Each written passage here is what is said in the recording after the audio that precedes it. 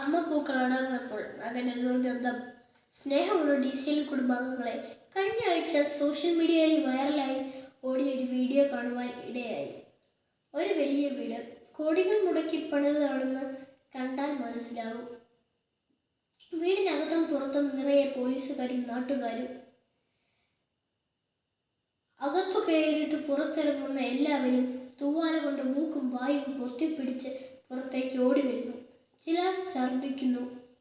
ഉത്തരേന്ത്യയിലെ മധ്യപ്രദേശിലെ ഇൻഡോറിലാണ് ഈ വീട്. എന്താണ് സംഭവം എന്ന് അറിയാമോ? ആ വീട്ടിൽ ഒരു ദാരുണ സംഭവം നടന്നു.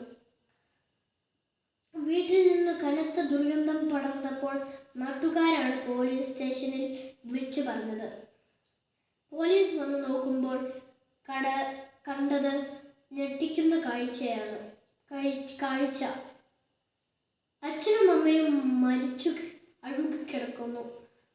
അച്ഛൻ മരിച്ചിട്ട് 30 ദിവസവും അമ്മ മരിച്ചിട്ട് 20 ദിവസവും ആയത്രേ. കൂട്ടുകാരെ, ഈ അച്ഛനും അമ്മയ്ക്കും ഒരേ ഒരു മകനേ ഉള്ളൂ.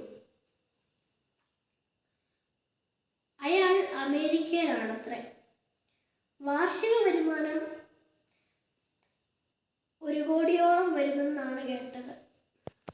എന്നാലും 2 ജീവിതങ്ങൾ സമ്പൂർണമായി സമർപ്പിച്ച് വളർത്തിയ പുന്നാര മകൻ മരണനേരത്ത് പുതയ്ക്കാൻ ആ മാതാപിതാക്കൾക്ക് 1 കോടിമുണ്ട് പോലും കൊടുത്തില്ല. സ്വന്തം കാര്യം സെറ്റായി കഴിഞ്ഞപ്പോൾ അവൻ സ്വന്തം മാതാപിതാക്കളെ മറന്നുപോയി.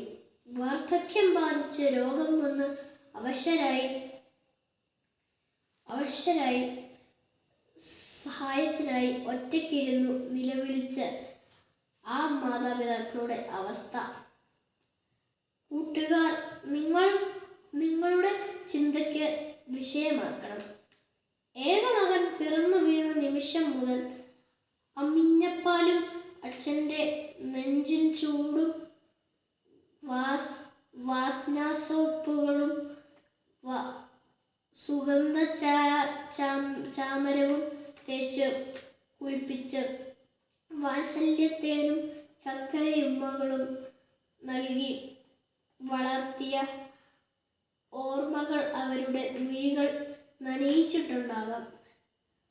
വീട് ഇൻഡോറിലാണെങ്കിലും മകൻ്റെ ഹൃദയത്തിൻ്റെ ഔട്ട്ഡോറിലായിരുന്നു ആ അച്ഛനും അമ്മയും.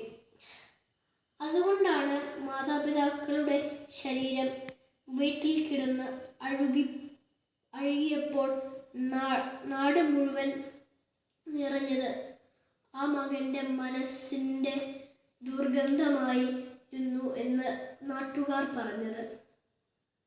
എന്തായിരിക്കും അവസാനം വരെ അവർ ഓർത്തത്? എന്തായിരിക്കും ആ അച്ഛൻ്റെ അവസാനത്തെ വാക്കുകൾ?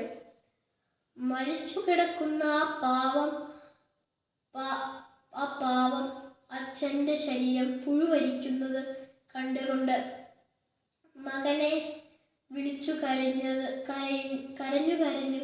മരിച്ചു വീഴുന്നൊരമ്മ. ഇതെല്ലാം ഇന്ത്യയിൽ സംഭവിച്ച കാര്യങ്ങളാണ്. കൂട്ടുകാരെ, നാട്ടുകാരും പോലീസും വന്നു നോക്കുമ്പോൾ 2 പേരുടെയും ശരീരം പുഴുവരിക്കുന്നത് കണ്ടുകൊണ്ട് കണ്ണുപൊത്തി കരഞ്ഞു പോയത്രേ. കൊച്ചേട്ടൻ്റെ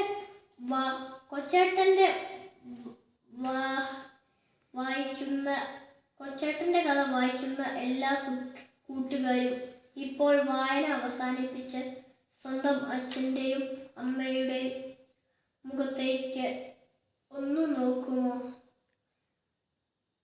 ആ മുഖത്തെ സ്നേഹത്തോടെ ഒരു ചക്കര ഉമ്മ കൊടുക്കുമോ?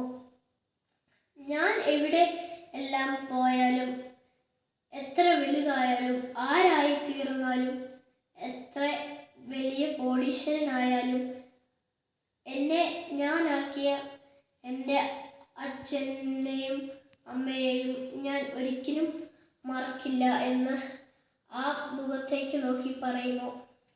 പ്രിയ കൂട്ടുകാരെ, കാലം ഉപഭോഗ സംസ്കാരത്തിൻ്റെ രാക്ഷസ വാഴ്ചക്കാലമാണ്.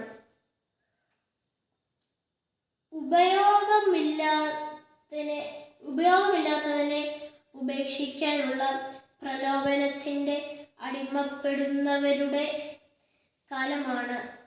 അതുകൊണ്ടാണ് പല വീടുകളിലും എത്ര സ്നേഹിച്ചു വളർത്തിയ മക്കൾ ആണെങ്കിലും മക്കൾ വലുതായി കഴിയുമ്പോൾ മാതാപിതാക്കളെ കൊണ്ടു ഇനി ഉപയോഗമില്ല എന്ന് തോന്നുന്നത്. നല്ല മക്കൾ മാതാപിതാക്കളെ മറക്കില്ല. എത്ര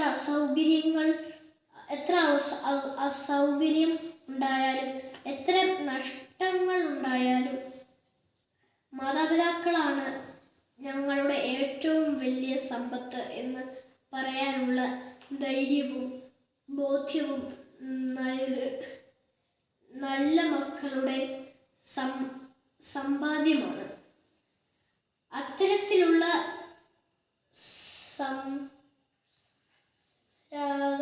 സമ്പന്നരാകാൻ കൂട്ടുകാർക്ക് കഴിയുമ്പോൾ മാതാപിതാക്കളുടെ നന്മയുടെയും മക്കളുടെ സ്നേഹത്തിൻ്റെയും സുഗന്ധം കൊണ്ട് വീടും നാടും നിറയും. അങ്ങനെ നിങ്ങളുടെയും വീട്ടിലും നാട്ടിലും സ്നേഹം സുഗന്ധം നിറയട്ടെ എന്ന് ആശംസിക്കുന്നു. സ്വന്തം കൊച്ചേട്ടൻ.